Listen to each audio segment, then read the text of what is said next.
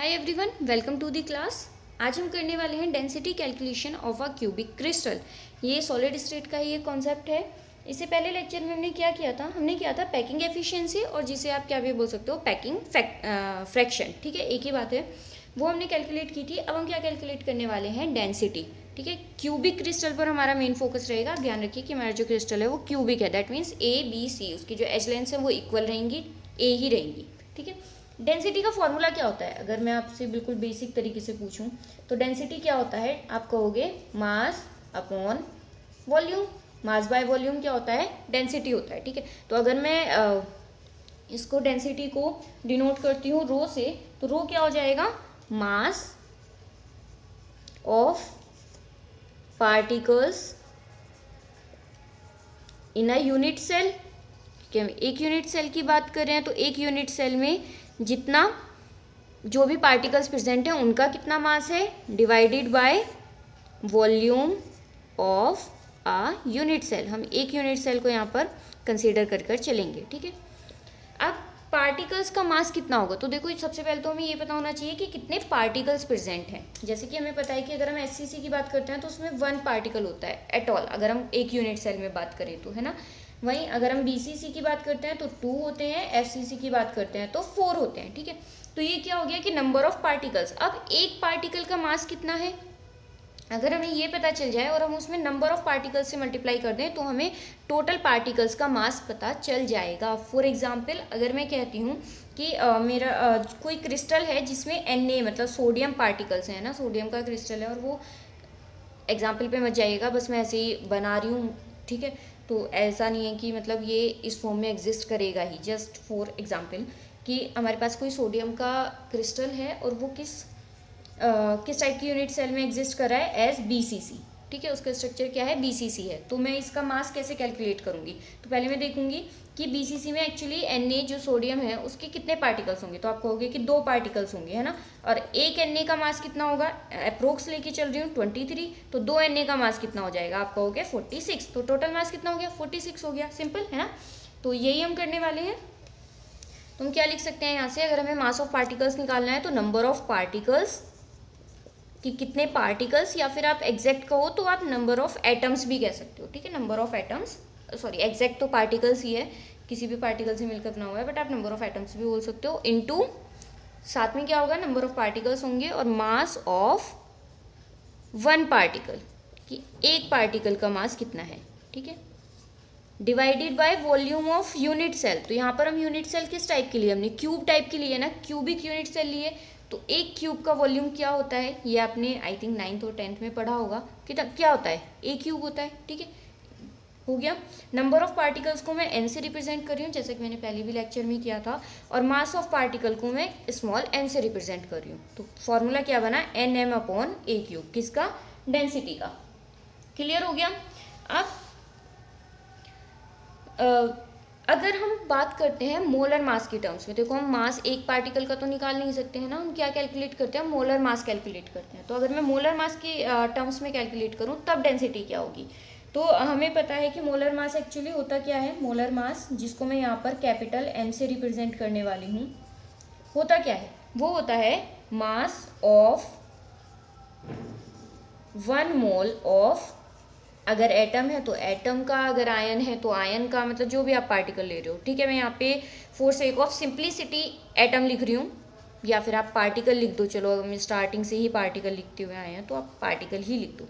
ठीक है, तो 1 मोल ऑफ पार्टिकल्स का जितना मास होगा उसे हम क्या कहेंगे? मोलर मास कहेंगे। ठीक है, अब हमें पता है एक मोल में एक्चुअली कितने पार्टिकल्स होते हैं, तो आप कहोगे कि जितना एवोगेड्रो नंबर होता है उतने ही पार्टिकल्स होते हैं। तो एक्चुअली हम यहाँ पे बात क्या कर रहे हैं कि mass of Na number of particles.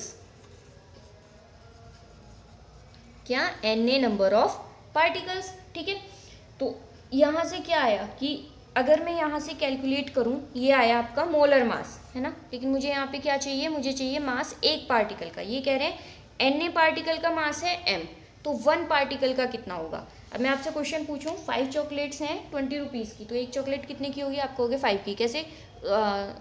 4 की। कैसे? 20 को 5 से डिवाइड किया तो कितना आया? 4 आया। यहाँ से मैं रब कर देती हूँ। तो वही हम यहाँ पे करने वाले हैं कि अगर हमारे पास n नंबर ऑफ पार्टिकल्स थे तो उसका मास कितना था m। तो अगर 1 नंबर ऑफ पार्टिकल पे हमें जाना है, वैसे ही मैंने आपको बताया कि जब हम ज़्यादा से कम पे आते हैं तो हम डिवाइड करते हैं, तो वो कितना हो जाएगा m/na।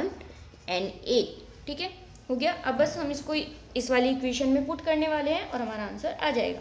तो यहाँ से अगर हम बात करते हैं डेंसिटी की, तो डेंसिटी की वैल्यू क्या आ गई n, जहाँ पर n क्या है नंबर ऑफ पार्टिकल्स है। कहीं कहीं पर इसको z से भी शो करते हैं, तो आपको जो इजी लगे, जो समझ में आए, जो याद रह जाए, जो आपके अकॉर्डिंगली सही हो आप उसको यूज़ कर सकते हो। n यूज़ करो, z यूज़ करो, बस क्वेश्चन होना चाहिए। और जहाँ पर भी आप फॉर्मूला यूज़ कर रहे हैं तो वहाँ पर आप साइड में लिख दो कि आपने n को क्या माना है या m को क्या माना है, तो कोई प्रॉब्लम नहीं होगी। ठीक है, तो डेंसिटी क्या हो गई n इंटू, बस हमको क्या करना है m की जगह m/na पुट करना है, तो m/na और साथ में जो a³ था वो पहले से ही था फॉर्मूले में। यहाँ पर आप अगर आप देखो तो a³ पहले से डिवाइड में था, तो a³ फॉर्मूला क्या बना nm/a³